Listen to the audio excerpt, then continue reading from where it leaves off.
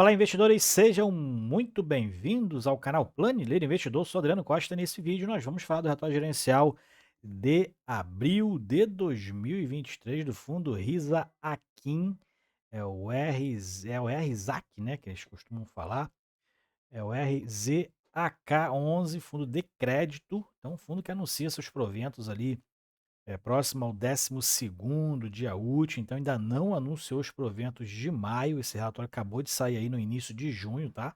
Relatório atualizado. E a gente vai ver aqui algumas informações importantes a respeito do fundo, que tem pago excelentes proventos aí nos últimos meses, tá bom? Então, se você gosta desse tipo de assunto, não perca tempo, se inscreve aí no canal, né? Você que ainda não é inscrito no canal, acompanha a gente aqui, ou tá chegando agora no canal, né? Acompanhando aí os primeiros vídeos, né? Nós falamos aqui principalmente de fundos imobiliários, FIAGROS e FIINFRAs, né? Estamos iniciando aí um ciclo para começar a falar de ações também, né? Os relatórios das ações, relatórios trimestrais. Então se inscreva aí para acompanhar tudo com a gente, ok? Eu vou deixar esse relatório gerencial na descrição do vídeo e link do nosso grupo do Telegram também. Então se inscreva lá em curta distância. Vamos aqui falar então a respeito do RISAQIM, é o RZAC11, fundo de crédito. Então tem aí certificado de recebíveis imobiliários, tá? Esse é o principal investimento que o fundo faz, né? Então concede aí créditos, né? Aí no mercado imobiliário, ok? Bom, quem gere o fundo é a Risa Asset Management, mesmo gestor da RZAT, do RZTR11, né? O mesmo gestor. BTG Pactual Administradora, né, cuida da parte burocrática, mas quem toca o fundo aí é a Risa, né? Consultora imobiliária não tem consultor, então não tem essa taxa aí de consultor. E inicia atividade de falar em dezembro de 2020, ano de início de pandemia, né? Prazo de duração indeterminado para investidores em geral. RZAK11 é o código que você procura lá na bolsa, né? Para poder, se quiser comprar ele. E a quantidade de emissões, o fundo já fez 4 emissões, é um fundo na base 100, tá? Tem mais de 8,8 milhões de cotas emitidas, tem uma taxa de administração e gestão de 1,25% ao ano, que já vem diluído aí mensalmente nos resultados, né? E prevê uma taxa de performance de 15% acima do CDI. Aquilo que excedeu o CDI, né, paga uma taxa aí de 15%. Divulgação, ó, é no 10º dia útil, tá? 10º dia útil é o anúncio dos dividendos, tá? O último anúncio foi no dia 15 de maio, então provavelmente vai ser próximo ao dia 15 também ali de junho, 14, 15 de junho. E data do pagamento é no 15º dia útil, próximo ali ao dia 20, 21, 22 do mês. Bom, dividend yield do fundo, ó, como eu falei, tem pago excelentes dividendos, principalmente com base no valor de mercado, né? Esse aqui é o percentual de CRIs na carteira. O percentual de dividendo nos últimos 12 meses ultrapassa os de 16%. Meu amigo aí, Albert, né, que sempre comenta, pô, faz lá o vídeo do RZAC 11 lá, pô, tá excelente os proventos lá do RZAC 11. Então a gente tem aqui feito mensalmente aí por conta desse pedido que ele insiste que eu faço, mas realmente é um fundo interessante, eu não tenho carteira, né? E ele tá com desconto aí também interessante no mercado. O valor de mercado R$ 83,57, né? Tem pago aí 1,5, 1,10 por mês, né? O que dá aí uma rentabilidade bem interessante no mês. E o valor patrimonial, ó, 89,78, então tá um pouquinho descontado, né? Em torno de 7%, né? E tem 16% de FIIs também na carteira. Então tem a carteira de CRIs e tem a carteira de FIIs, né?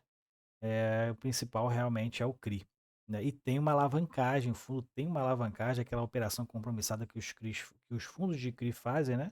Ele tem ali em torno de 10% aí de alavancagem, né? Capta recursos mais baratos e investe em certificados de recebíveis, né? E dá os próprios certificados de recebíveis da carteira, é dado como garantia, né?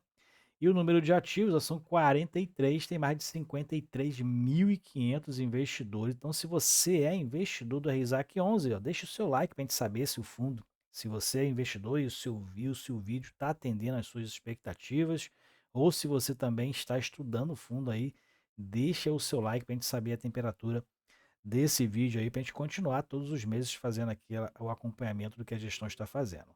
O duration da carteira está em 2,8, o spread médio de mais de 4%, né, o CDI mais e mais o CDI, né? E a liquidez média diária, ó, tem uma liquidez muito boa, 2.500.000 de liquidez média diária no mercado secundário. Então tem uma excelente liquidez aí, na minha opinião. Fundos imobiliários, aí falar aqui o panorama, né? E os comentários do gestor, e falar aqui sobre o mercado, né? A economia como um todo, né? O IFIX, o desempenho do IFIX foi negativo em abril, né? O Ibovespa também teve uma queda mais substancial de mais de 6%, e está em queda ainda, né? Maio também foi um mês de queda, junho está sendo um mês de queda. E aqui ele fala sobre a economia aí internacional também. Depois você baixa o relatório e faça essa leitura, tá? Ele fala inclusive aqui do ciclo da Selic, né? Que alguns analistas já têm uma expectativa de alta novamente em 2025. Então a gente está acompanhando aí o que os analistas estão dizendo, mas a maioria faz aí um movimento de um ciclo de baixa, mas agora com uma baixa mais devagar do que estava se prevendo. Aqui ele tem ele fala sobre os impactos nos FIIs, né? Então, nos FIIs, nos FIAGs, inclusive, né? Então, tem alguns FIIs e FIAGs com problemas, o que tem feito alguns investidores se reposicionarem no mercado, né? E tem feito aí muitos caírem, muitos mesmo caírem. Então, estudem aí o fundo, a gente acompanha diversos FIAGs também aqui no canal. Então acompanhe com a gente aí também, né? Deixe suas sugestões de vídeo também. Então depois você faz essa leitura aqui da visão deles, tá? Aqui é o resultado, ó, o resultado de abril, foi bem interessante, né? O receitas foi de mais de 9,9 milhões, quase 10 milhões praticamente aí de receita, despesa mais de 841 mil, que dá aí menos de 10%, né? De despesas aí em relação às receitas, uma margem líquida de mais de 90%. E o fundo tem distribuído excelentes dividendos. Ó, R$ 1,04 foi o resultado, R$ 1,05 foi a distribuição, né? E se a gente pega aqui em 2024, realmente o fundo está distribuindo um centavo a mais do que o seu valor dos resultados de 2024, né? Em 2023, o fundo distribuiu 2 centavos a mais, mas no conjunto, ó, desde o início, o fundo está com um resultado maior, distribuído menor, né, do que o seu resultado auferido, tá? O resultado do fundo está maior do que a distribuição para os cotistas. Tá aí e o resultado retido está em torno de 9 centavos por cota no acumulado de 2024. Não é o caixa do fundo, né? O caixa do fundo não se confunde com os resultados, né? Esse valor acumulado aqui é dos resultados históricos do fundo. E tem também o caixa, né? Um exemplo, quando você vai amortizando um CRI, né? Como o devedor vai amortizando um CRI, ele paga a parte principal e paga os juros. Os juros vai para o resultado e distribuído para os cotistas. A amortização do principal retorna para o caixa do fundo para se fazer outros investimentos. Bom, portfólio aqui, o posicionamento, né? Então tem todos aqui uns percentuais. O fundo está com 10% aí praticamente acima de investimentos acima do seu patrimônio líquido, que dá uma alavancagem superior a 10%, né? Se considerar que o fundo ainda tem o caixa dele, né? Então deve dar em torno aí de 12% de alavancagem aproximadamente. No portfólio a gente verifica que é, o núcleo, né, de gestão com retorno-alvo em CDI. Então, o fundo aqui tem algumas políticas de retorno, né, de cada um dos ativos do fundo, tá? Depois você pode aí estudar um pouco mais isso aqui. E na estratégia do portfólio, ó, ele tem operações mais estruturadas de 41%, quase 42%, operações mais estruturadas, operações high grade, aquela que tem um menor retorno, consequentemente um menor risco, 5,3%, e financiamentos aí 52,8%, tá? Esse aí então é as estratégias e as teses de investimento que o fundo tem praticado, né? E mais para baixo aqui, a gente verifica em relação a posicionamento da carteira, né? Então, em relação à senioridade, né? Ou então o tipo de CRI, as cotas, né? O fundo não tem cotas subordinadas no seu portfólio, tá? Cota subordinada que tem tido muitos problemas em vários CRIs aí, né? As cotas subordinadas ela não tem preferência na distribuição dos proventos. Consequentemente, esse tipo de CRI tem um prêmio de risco um pouco maior. Então, normalmente os fundos que têm uma característica mais de buscar proventos mais altos, high yield, eles têm cotas com maiores prêmios de risco e tem um percentual maior de cotas subordinadas. Já esse fundo não tem nenhuma cota subordinada.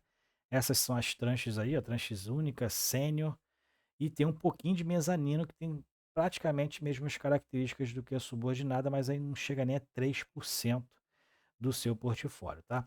Ele tem aqui FIIs também de CRI, que tem cotas únicas e cotas sênior dentro do seu portfólio, né? Então tem essa distribuição também aqui.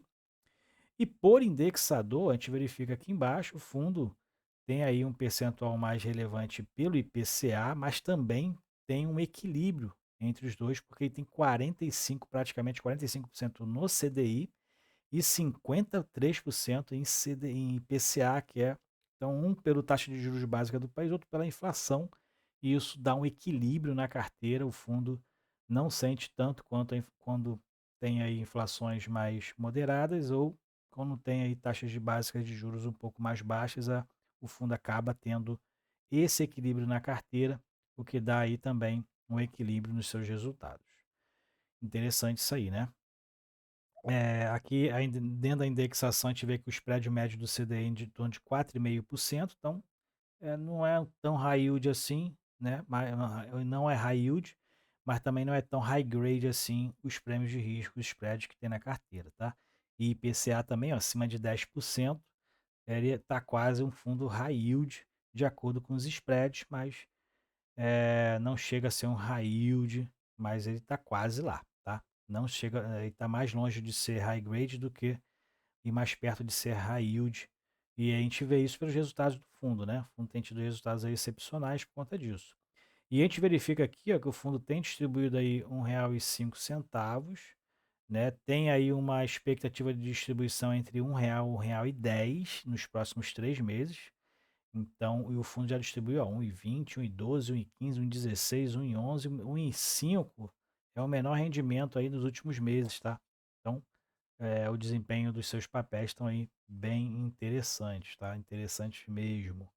E pelo preço que está no mercado, você está pegando, né? Não é uma indicação de compra, né? Mas está pagando muito mais do que outros fundos aí que está nesse mesmo nível de preço, tá? E eu estou estudando justamente por conta disso. Eu tenho alguns papéis na minha carteira que está pagando muito menos do que o RZAC 11 e tem um risco bem maior. Então é isso que a gente tem que ficar avaliando sempre aí na nossa carteira. É claro, o giro de carteira acaba sendo prejudicial no longo prazo, né? Mas a gente tem que avaliar algumas situações pontuais que a gente pode ajustar na carteira. E ele tem alguns CRIs ali que estão com uma provisão, né, para devedores. É o CRI Starbucks, por exemplo, né? CRI Starbucks que entrou em recuperação judicial. Mas uma notícia boa, né, que saiu essa semana foi que a Zamp, a dona da Burger King, comprou a parte aí da Starbucks no Brasil. Então foi uma notícia muito boa, que pode aí contribuir para que esse CRI, né, se mantenha aí adimplente. A gente vai acompanhar os próximos andamentos aí em relação a essa compra da Zamp, que é a dona da Burger King, da parte aí da Starbucks. Essas são as perspectivas aqui, ó, em relação ao mercado, tá? Então, aqui tem a Sufrock, né? Teve aí alguns problemas também em relação a alguns pagamentos. Aí fala aqui que ao longo de dezembro acompanharam novos desdobramentos acerca do pedido de recuperação judicial da Soundrock Capital, que é a Starbucks, só que, né, a notícia aí mais novinha é que a Zamp comprou essa parte. Então a gente vai pular essa questão aqui, vamos ver o que vai falar no próximo relatório. Bom, aqui a parte dos anexos, né? Comentários aqui, alguns comentários mais pontuais, né? Não tem aqui nada que eu possa destacar dentro dos acompanhamentos, tá? O que a gente pode ver aqui, que tem aqui as características de cada um do seu portfólio, a característica qualitativa, tá? Então você pode fazer uma leitura aqui mais detalhada dos papéis que o fundo tem em carteira, até mesmo para você verificar, inclusive, os fundos de investimento imobiliário que ele tem em carteira, né? Quais são os riscos, quais são os tipos de papel que tem lá. Então você pode ter esse detalhamento todinho aqui nesse anexo 2, que é a parte qualitativa dos papéis da carteira do fundo, que são diversos papéis aí. O fundo tem uma diversificação bem interessante aí dos seus papéis. Ó. Esse aqui é a parte onde tem os números, né, os indexadores da carteira do fundo, né? Então é uma carteira bem substancial. O fundo tem aí em torno de 870 milhões de reais em ativos investidos, né, somando o seu caixa. Então, o fundo está bem, com uma pulverização bem interessante. É isso aí então. Se você gostou do vídeo, deixa o seu like, deixe suas opiniões em relação ao RZAC 11, tá? E deixe suas sugestões também aí nos comentários deste vídeo. Fique com Deus, até o próximo vídeo. Tchau, tchau.